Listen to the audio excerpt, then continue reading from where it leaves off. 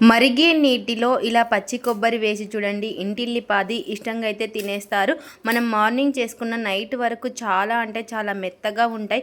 మరి ఈ రెసిపీ ఎలా ఏంటనేది మీకు చూస్తేనే కదా అర్థమవుతుంది. లేట్ ఎందుకు, ఇంకా వీడియోలోకి వెళ్ళిపోదాం పదండి. ముందుగా ఇక్కడ వచ్చేసి పచ్చి కొబ్బరి తీసుకొని, ఇక్కడ పచ్చి కొబ్బరికి బ్రౌన్ పార్ట్ అంతా కూడా తీసేసుకున్నాను. ఇలా బ్రౌన్ పార్ట్ అంతా కూడా తీసేసుకొని ఈ కొబ్బరిని తురిమేసుకోవాలి. ఇప్పుడు ఇలా కొబ్బరిని తురిమేసుకుందాము, లేదా మీరు కట్ చేసి ఇలాగైనా కట్ చేసేసుకోవచ్చు. ఇలా తురుముకోవడం వల్ల మనకి కొబ్బరి మెత్తగా మెదుగుతుంది, ఎక్కడ కూడా పీసెస్ అనేది లేకుండా. ఇలా ఈ విధంగా కొబ్బరి అంతా కూడా తురిమేసుకొని ఇప్పుడు ఒక కప్పు అయితే తీసేసుకుందాము. ఇలా ఒక మిక్సీ జార్ అయితే తీసేసుకొని ఆ మిక్సీ జార్లోకి ఒక కప్పు కొబ్బరి తురుమును అయితే వేసుకోవాలి. ఇలా వేసుకొని కొంచెం నీళ్ళు అయితే వేసుకోవాలి, మరి ఎక్కువ వేసుకోకూడదు. కొద్దిగా ఈ విధంగా నీళ్ళు అనేది వేసుకొని మెత్తగా మిక్సీ అయితే పట్టేసుకుందాం. ఇప్పుడు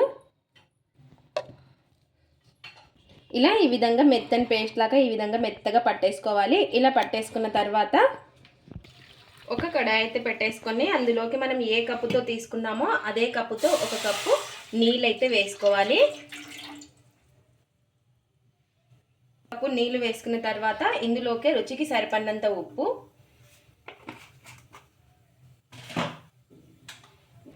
ఇలా ఉప్పు వేసుకొని ఒకసారి బాగా కలిపేసుకుందాము. ఈ నీళ్లు బాగా మరగాలి. ఇలా నీళ్లు బాగా మరుగుతున్నప్పుడు ఇందులోకి మనం కొబ్బరి అయితే తీసుకున్నాం కదా, మిక్సీ పట్టేసుకొని, ఇది వచ్చేసి మనకు 1/2 కప్పు అయింది. ఈ కొబ్బరిని ఇందులోకి అయితే వేసుకోవాలి. వేసుకొని ఒకసారి బాగా కలిపేసుకోవాలి. ఇలా నీళ్ళలో మొత్తం కలిసేలాగా ఒకసారి ఈ విధంగా కలిపేసుకొని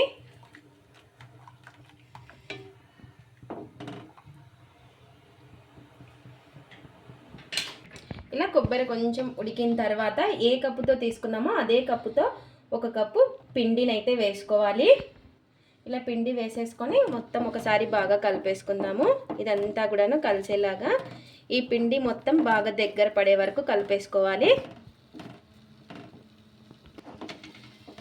ఇలా మొత్తం కూడాను కలిపేసుకోవాలి అండి. ఒక కప్పు కరెక్ట్ నీళ్ళు అనేది సరిపోతుంది,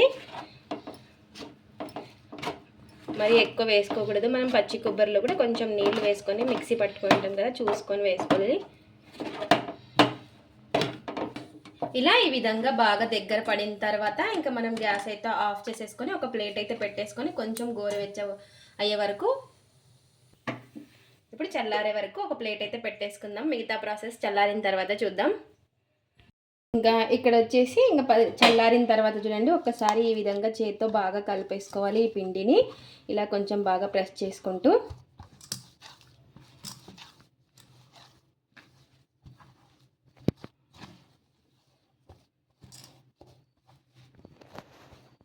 ఇలా చపాతీ ముద్దలాగా చేసేసుకొని ఇప్పుడు ఇంకా మనము రొట్టె సైజ్ అంత పిండిని అయితే తీసేసుకోవాలి. ఇలా ఈ విధంగా పిండిని అయితే తీసుకొని ఈ విధంగా రౌండ్గా చేసేసుకోవాలి. కరెక్ట్గా మనకు ఒక కప్పు నీళ్ళు అనేది సరిపోతుంది. ఇలా ఈ విధంగా పిండి ముద్దనైతే తీసేసుకొని ఇలా రౌండ్గా మనకి ఎన్ని అయితే అవుతాయో ఇంకన్నీ ఇదే విధంగా చేసేసుకోవాలి.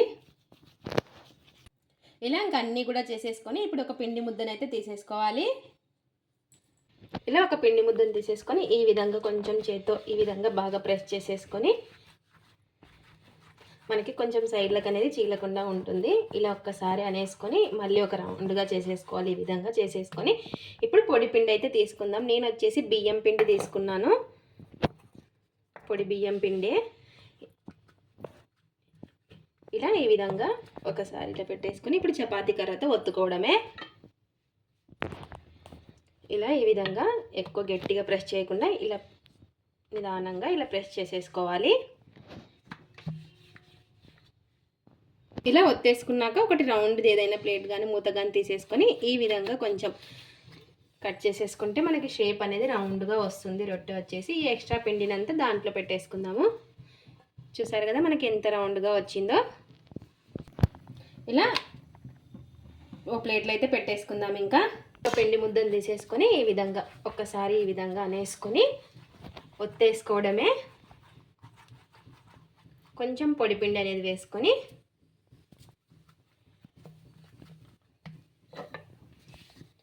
ఇలా చపాతీ కర్రతో ఒత్తేసుకోవడమే. ఇంకా ఇలా ఈ విధంగా ఇంకా ఒత్తేసుకోవాలి. పొడిపిండి అనేది ఎక్కువ వేసేసుకొని మనం చేతైనా కొట్టుకోవచ్చు రొట్టెలాగా.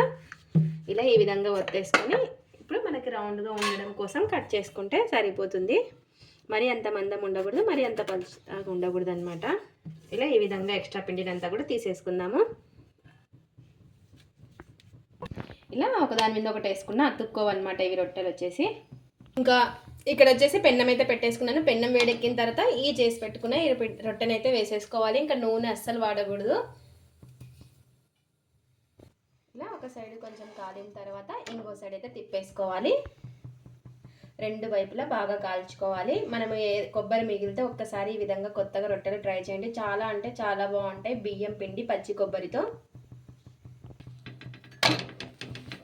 వచ్చేసి చాలా తెల్లగా ఉంటాయి. ఇలా రెండు వైపులా బాగా కాల్చుకోవాలి. ఇలా ఇంకా బాగా కాల్చుకొని తీసేసుకోవడమే. ఇంకొక రొట్టెను కూడా వేసుకుందాము. ఇలా ఒక సైడ్ బాగా కాలిన తర్వాత ఇంకో సైడ్ తిప్పేసుకొని రెండు వైపులా కూడా బాగా కాల్చుకోవాలి.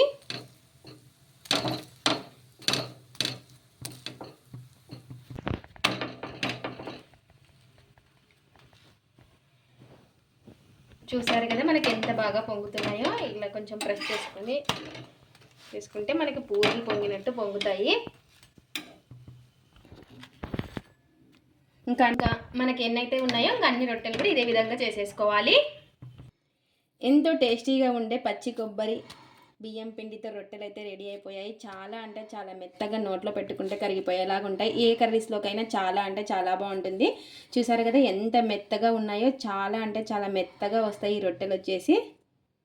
చూసారు కదా ఎంత మెత్తగా ఉన్నాయో రొట్టెలు వచ్చేసి. చాలా అంటే చాలా బాగుంటాయి. మీరు కూడా ఒక్కసారి ఈ విధంగా పచ్చి కొబ్బరితో రొట్టెలు ట్రై చేయండి. చాలా అంటే చాలా బాగా వస్తాయి. ఇది ఫ్రెండ్స్ ఇవాల్టి వీడియో. మా వీడియోస్ కనుక మీకు నచ్చినట్టయితే లైక్ చేయండి, షేర్ చేయండి, కామెంట్ చేయండి, సబ్స్క్రైబ్ చేసుకోండి. స్కిప్ చేయకుండా పూర్తి వీడియో చేయండి. చూసిన వాళ్ళు ఒక లైక్ అయితే చేయండి. అలాగే పచ్చి కొబ్బరితో రొట్టెలు ట్రై చేసి ఎలా వచ్చాయో కామెంట్ అయితే పెట్టండి. Thanks for watching. Bye bye.